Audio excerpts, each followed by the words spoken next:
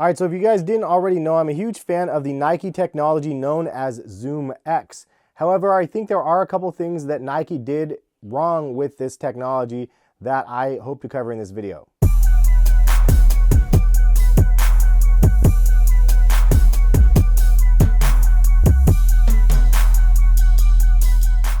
What is going on, guys? Hess here from CollectiveKicks.com. If you guys want to shop this week's top sneaker deals, check the link in the description. In this video, I just want to cover 5 things that I personally think that Nike did wrong with the execution of Zoomx, most notably in the Zoom Vaporfly 4%. This video is only from my perspective, and obviously some of you guys are going to share that perspective, and some of you guys are thinking I'm crazy for suggesting the things that you're going to hear in this video. But I wanted to let you guys know that this is just my opinion. I'm obviously a huge fan of this shoe, and I'm a huge fan of Nike. If I have criticisms about either or, don't think that it's done with a vengeance or anything like that. It's only a criticism because I appreciate the brand and I appreciate the technology so much, but I also have a voice and I want to be able to express some of the things that I think that they could have done better. So a quick little summary of what Zoomx actually is for you guys that do not know. So Zoomx is one of Nike's latest technologies that they created, and it is supposed to be lighter, softer, and more responsive than traditional foams. So what separates Zoomx from everything else is you have this crazy lightweight, soft, responsive foam, but then you have a carbon fiber plate sandwiched in between where that black line represents, and it feels like a catapult the way you rock and spring off of the carbon fiber plate. And the weight of this shoe is a remarkable 6.5 ounces. And I've mentioned this many times in the past, this definitely feels more cushiony and cloud-like than Boost. It also feels more responsive than Boost because of that carbon fiber liftoff of the toe area. So that answers the questions. Is it better than Boost? For me, I'd say yes, this is.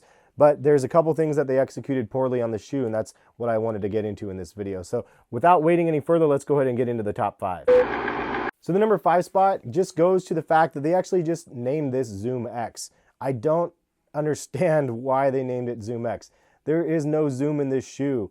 For those that don't know what zoom is, there's columns of fiber in between an air unit that compress downwards when you step, and then they expand when you release off of the ground. So I would get that if there was like a down up sort of thing in this, but there's a rocket propulsion thing off of the toe box, but that's not like zoom. So I get if they're thinking it's like an evolution of zoom, I don't even know how that would work because it's not even in the same category of what zoom has provided historically speaking.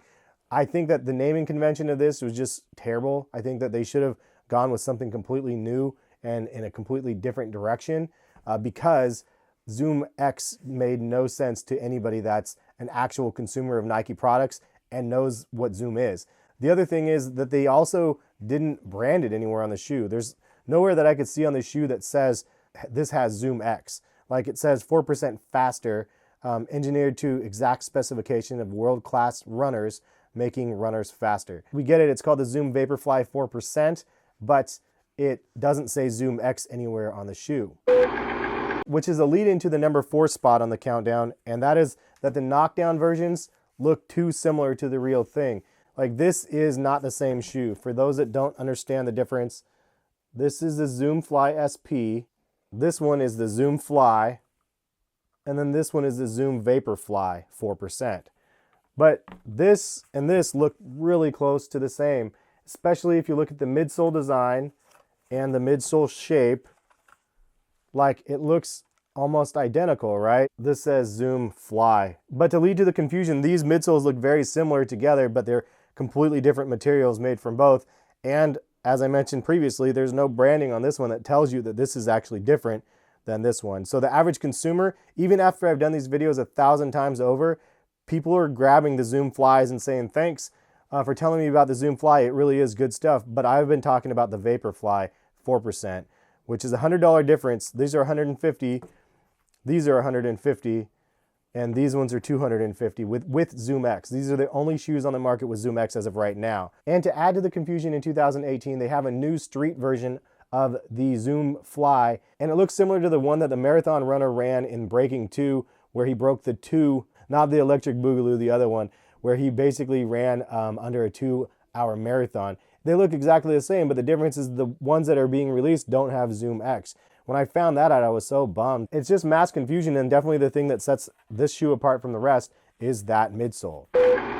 And that is a lead into the number 3 spot, and that is the fact that Nike should have released the Zoom Vaporfly Elite version of the shoe, the one that they actually wore in the Breaking 2, or at least an inspiration from that one. I know that the ones that he actually ran the marathon in were tailored exactly specifically for his feet, but they should have made a general release pair of those for the average consumer. I think that who wouldn't want to have that? Like, it seems crazy to me that Nike goes through so much publicity in 2017 with the Breaking 2 marathon. National Geographic covers it and everything else, and they break 2-hour marathon, and then they don't release the shoe that the person wore. Like, to me, this is the equivalent of Nike doing the same thing with LeBron James and letting LeBron wear a bunch of player exclusives every week instead of his GRs that are releasing every week. And meanwhile, nobody can actually buy the shoes. That doesn't settle well too much with the consumers. We want to be able to buy what our favorite athletes are wearing. Like, that's why Michael Jordan has the cult following that he has 30 years later, because you wanted to be like Mike. I think that was a big miss from Nike's sake, because they really lost out on an opportunity as of right now to really have maximum sales on a product that's supposed to be phenomenal. Even from a casual perspective like myself, I want those shoes. I think they look dope. I know Nike probably cringes at the thought of that, because here's this tubby Asian dude wanting to wear their highest performance shoe to go walking to the grocery store. But man, I'm gonna walk in style and 4% faster. And moving on to the number 2 spot, we have some conflicting marketing, in my opinion, from Nike. And that's the reason why I laid out these products in front of you out here. It's confusing to us to know what we're actually supposed to buy, because is this supposed to be the softest, most cushioned, pillowy, responsive shoe on the market? Is it supposed to be these? Is it supposed to be these? Is it supposed to be the new Nike React, which is actually the way that they're promoting these? Or is it supposed to be the Vapormax, which is also an elite running shoe that everybody says, these are only used for running, you can't walk in these. That's what everybody's told me when I did a casual review on these. I hardly know anybody that actually runs in Nike Air. Everybody that's a hardcore runner that I know usually runs in a Pegasus. Some people actually run in these and they say that they're pretty good. And I actually think that this would be a great shoe for running. This is a Zoom Fly, and I think that this is a hilarious name for a shoe as well, because there's no zoom in this shoe. It's lunarlon cushioning, and there's no fly in it, which is what you think about when you say fly, in my opinion. I don't know, but there's no fly in it. There's no zoom. It is lunarlon midsole, and these things are really comfortable. But then you have these that have the same thing, and this doesn't have a carbon fiber plate in the middle. It has like a plastic plate in the middle, I guess, and you can feel the propulsion, but definitely nothing like the 4%. Then you have the Epic React Flyknit, which is very, very soft, less responsive in my opinion, but very, very soft and cloud-like. Not as soft as the 4% still, but very, very soft. And then you have the Vapormax, which is the one that everybody just loves to hate. It's super weird looking, looks like a soccer cleat slash running shoe slash football shoe or something with this really odd midsole, but it's oddly comfortable, even though the heel-toe transition is super weird on that shoe. But I think that Nike has so many different technologies going for them, and all of them are geared towards serious athletes, that you just don't know which one's actually for you. But really, I think it would be better if Nike separated the lanes a little bit and gave us a little bit of an idea of which ones were better for your feet. It will be interesting to see how 2018 plays out with Zoomx and React kind of doing the same exact thing in the same exact lane. So we made it to the number 1 spot on the countdown. If you guys are enjoying the video, please hit the thumbs up button and show your guys' support on the video. Much appreciated when you guys do that. So the number 1 thing that I think Nike did wrong on the Zoomx is the traction on the shoe. The traction is definitely terrible, which may be part of the reason why they didn't come to market yet with more of these. They have to figure out a way to make this last longer. The rubber part was fine. The section where you had direct foam on the bottom of the shoe, it ripped up super, super easy. And I mean, I wore these pretty heavy for a little while, but I mean, that you shouldn't have that type of wear on the bottom of a shoe in that short of a period of time, in my opinion. And again, I wasn't even heavy running. I was just walking a lot and trying to put some wear on the shoes. But you could see that's pretty bad.